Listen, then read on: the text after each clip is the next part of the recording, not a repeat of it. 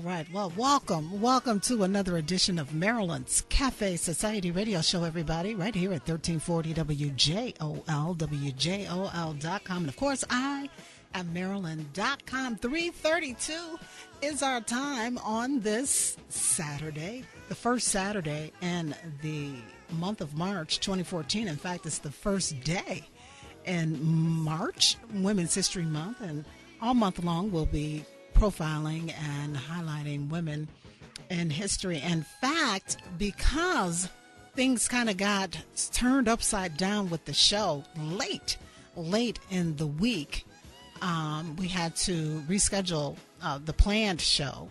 And so what we're going to do today, because it's Women's History Month and we want to honor women always, all the time, but especially now, we're opening up the phone lines to you. 815-254-7300 is the number. Just shout out the woman that you admire, honor, love, whether she's a woman who made history or not.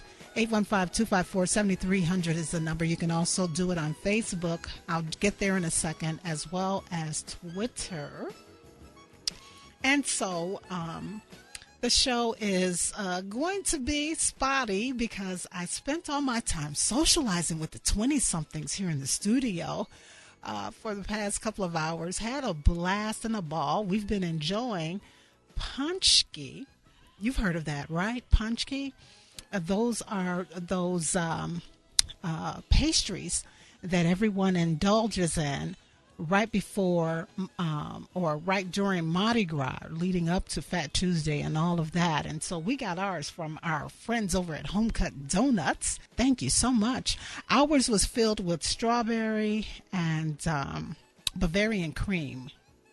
Delicious. We split them amongst maybe 5 or 6 individuals, and they enjoyed them. And so thanks to Home Cuts. In fact, they are supporting our 9th year anniversary here at Maryland's Cafe Society as well. So we appreciate all of your support, Home Cut Donuts. And if you want some paczkis, that's where you need to go to get them. They have an abundance of a supply. Remember, Tuesday, people are going to flood in there. In fact, people were already there when I picked ours up earlier today. So if you don't want to miss out, I would suggest going as quickly as you can to enjoy those paczkis before Fat Tuesday. And we'll talk about that too. Do you sort of get into the Fat Tuesday and the Mardi Gras thing, and then do you do the 40 days of Lent where you give up something? I'd love to hear your thoughts and ideas about that. Again, 815-254-7300 is the number. We're also going to jump on Twitter and Facebook. Well, we'll do the show. And, of course, second hour, we'll get into some entertainment news. So I guess we'll be hanging around until about 5:30-ish today, everybody. So glad to have you on board. Make sure you stay where you got it and let everybody know that we are on the radio. It's Maryland's Cafe Society right here at 1340 WJOL. We're streaming live via the internet at WJOL.com, as well as I am Marilyn.com. Stay where you are.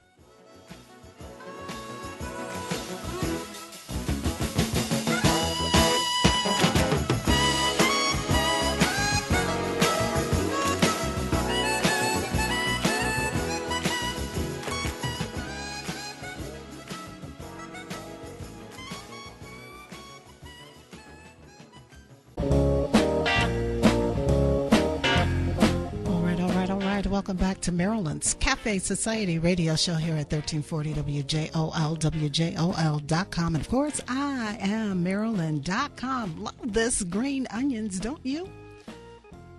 Sounds especially good today for some reason. I like to eat green onions, too. All right, of course, we cannot let the show go on without thanking Telecab, Will County's premier taxi service, and the weather. Wow, really quick. It's cold, everybody. To sum it all up, of course, on overcast skies, our temperatures are hovering around the mid-20s, and snow is in the forecast. 1 to 3 inches is expected starting later on this evening into the night, and it's supposed to pick up again, it looks like, on Monday.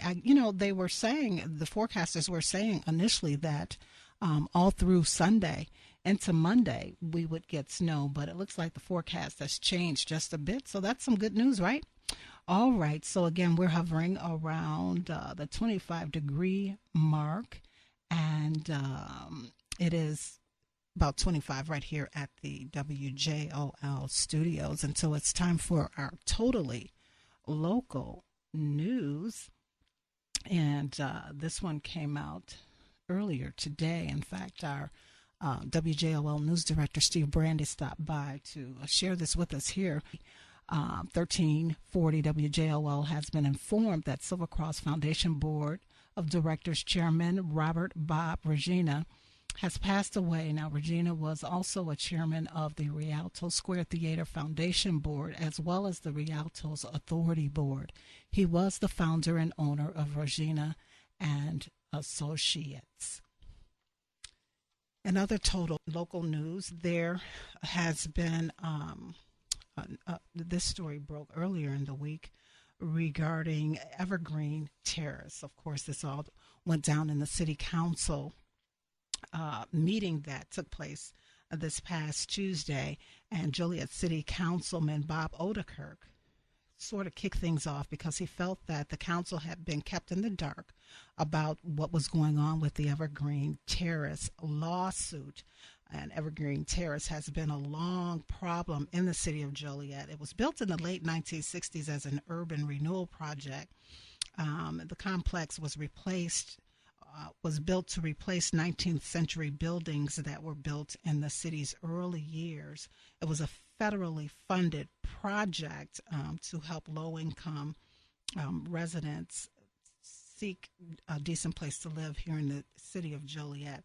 And about 9 years ago, it became a point of contention here in the city, which caused some of the city councilmen at the time to go on a crusade to condemn the buildings because it was ridden with crime and violence, and allegedly the current management was not taking care of the property as the city thought they should. And so this lawsuit happened, and Odekirk was trying to determine what the current situation is with this lawsuit. He brought out the fact that nearly $5 million has been spent on fighting the owners of the Evergreen Terrace apartment complex so far. And he brought out the fact that there was a settlement proposed last summer that the council didn't know anything about. And Councilman Jim McFarland went on to raise the question about whether the city should go into the public housing business. What was the point of it all is basically what are some of the questions that were raised as a result of all of this. And so that is what's going on. One of the big news stories that came out of City Hall this past week. And it looks like, there's a divide in the council in terms of how they should proceed with this Evergreen Terrace lawsuit. And if the city should win, what are the next steps? Will the city get into the public housing business? Will they allow the Joliet Housing Authority to take over the property and manage it? Or what other plans do they have for this property? And so we'll follow the story and kind of see how it continues to develop. But from what I understand, it was a point of contention during the council meeting this past week. Also, the Mobile Workforce Center has released its March schedule. And if you want all of the details on that, you can go to www.jobs4people.org. But this unit travels throughout Will County to help residents with resume development, cover letters, job applications, and so forth. They, within the center itself, it's mobile. It has 11 computer stations, internet access, and offers keyboarding lessons, as well as resume and job search assistance using online listings. Now, they will be at new locations in March, the Fountaindale Public Library And Bolingbrook is one place that they will be, along with Governor State University and University Park and the Plainfield Public Library. They'll also hit Wilmington at the City Hall there, as well as Mokina Community Public Library. And again, you can go to www.jobsforpeople.org, and that is the number 4. And there's a patient announced that, weather permitting, a routine bridge inspection on Interstate 80 over the Des Plaines River in Joliet will begin Monday, March 10th. These inspections are required by the Federal Highway Administration to maintain public safety. The inspections will require daily lane closures in the areas east of Larkin Avenue, and the bridge inspection work is scheduled to begin with the westbound direction and then switch to the eastbound bridges on Saturday, March the 15th. Now, a minimum of 2 lanes will remain open while the inspections are taking place. The inspection work is anticipated to be completed by March 20th, 2014, and drivers are urged to pay close attention to the signs in the work zones, obey the posted speed limits, be on the alert for workers and equipment, and expect delays to be prepared to stop. And that's been a quick look at your totally local news. Stand by. When we come back, we will take a look at what some of the scientists are saying about this whole concept of global warming, and then we'll get into a new initiative that President Barack Obama has announced, and we'll try to take a look at some tech news and business news as well. Stay where you got it, everybody. It is Maryland's Cafe Society here at 1340 WJOL, WJOL.com, and I am Marilyn.com.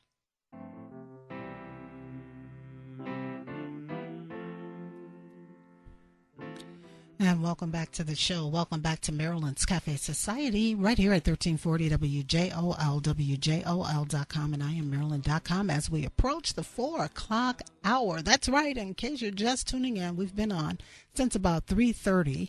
Of course, the show was preempted due to sports programming, and we got it last minute, but that's okay. Thanks for hanging out with me and sticking it out with me. We're still waiting for the phone lines to open up, 815-254-7300, just to shout out a woman in honor of Women's History Month that you would like to honor and pay homage to. Also, we jumped on Facebook and got that out there as well, everybody, so we'd love to hear from you. Remember, too, later on in the show, we have 2 gift bags that we're going to give away. Of course, with a Walmart gift card in each bag, thanks to Walmart, and 2 pairs of tickets, well, a pair of tickets in each gift bag.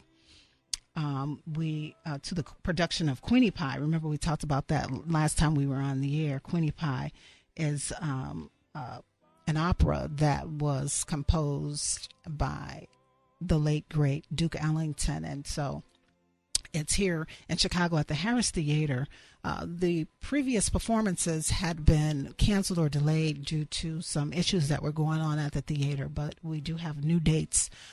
March 19th and 20th and the 23rd. And so winners from last time, will get that information to you. You pick a date that works best for your schedule. And then our winners for today, you'll get to pick a date, the 19th, the 20th, or the 23rd to attend the show, okay? So that's what's going to be in the gift bags. When I say call and you're the designated caller, you'll win those items. All right. And so there was a report that came out recently about global warming.